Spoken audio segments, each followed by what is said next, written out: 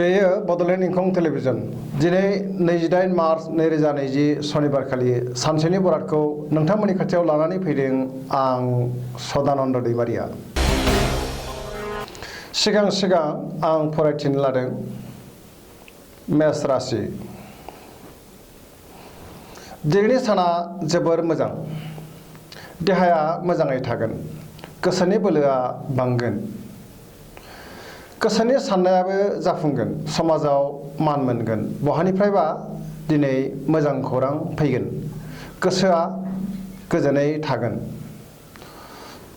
न'खराव बिसि फिसायनि गेजेराव अनलायनाय फैगोन। बृष राशि।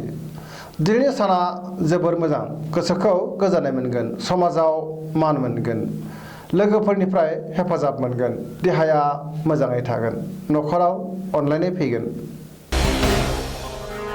मिथुन राशि। दिनैनि साना जोबोर मोजाङै थागोन, गोसोखौ गोजोननाय मोनगोन, लोगोफोरनिफ्राय हेफाजाब मोनगोन, सोरबा गियानि सुबुंनिफ्राय मोजां बोसोन मोननो हागोन, न'खराव सिगाङाव सोरजोंबा एना-एनि दंमोनब्ला दिनै बे एना-एनिया जोबगोन, समाजाव मान मोनगोन, गोसोनि बोलोआ बांगोन। कर्कट राशि। दिनैनि साना जोबोर मोजां, गोसोनि बोलोआ बांगोन, समाजाव मान मोनगोन, आखायाव रांखावरिनि आंखाल जानाय नङा, बिमा-बिफानि बोर मोनगोन, गोसोनि साननाया जाफुंगोन, न'खराव बिसि-फिसायनि गेजेराव अनलायनाय फैगोन, गोबां आद्रा खामानिखौ दिनै मावफुंनो हागोन। सिंह राशि। दिनैनि साना जोबोर मोजां, समाजाव मान मोनगोन, गुबुननि गोसोखौ बोनो हागोन, बहानिफ्रायबा मोजां खौरां मोनगोन, गुबुनखौ बोसोन होनो हागोन, देहाया मोजाङैनो थागोन, रांखावरियाव जोबोर मोजां, गोसोनि साननाया जाफुंगोन, गोसोनि बोलोआ बांगोन, फालांगियाव मोजां मुलाम्फा मोननो हागोन। कन्या राशि। दिनैनि साना बारा मोजां नङा, गोसोखौ गुलाय-गुजाय मोनगोन, सोरनिबा सायाव रागा जोंफ्लांगोन, गुबुनजों दान्थे-बिदान्थे जानो हागौ, जेरावबो दावबायहैयानो दिनै गाहाम, जाब्रबथायनि आसा दङ, सोरजोंबा रायखोमाजागोन, देहाया मोजाङै थागोन, न'खराव बिसि-फिसायनि गेजेराव अनलायनाय फैगोन। तुला राशि। दिनैनि साना जोबोर मोजां, बिमा-बिफानि बोर मोनगोन, न'खराव बिसि-फिसायनि गेजेराव अनलायनाय फैगोन, समाजाव मान मोनगोन, देहाया मोजाङै थागोन, गोसोखौ गोजोननाय मोनगोन, गोसोनि साननाया जाफुंगोन, सिगांनि गोबां आद्रा खामानिखौ दिनै मावफुंनो हागोन, लोगोफोरनिफ्राय हेफाजाब मोनगोन। वृश्चिक राशि। दिनैनि साना जोबोर मोजां, समाजाव मान मोनगोन, गोसोनि बोलोआ बांगोन, गोसोखौ गोजोननाय मोनगोन, रांखावरिनि जेबो आंखाल जानाय नङा, गुबुननि गोसोखौ बोनो हागोन, बहानिफ्रायबा मोजां खौरां मोनगोन, न'खराव बिसि-फिसायनि गेजेराव अनलायनाय फैगोन, सोरबा गेदेर सुबुंजों मोजां सोमोन्दो लाखिनो हागोन, देहाया मोजाङै थागोन। धनु राशि।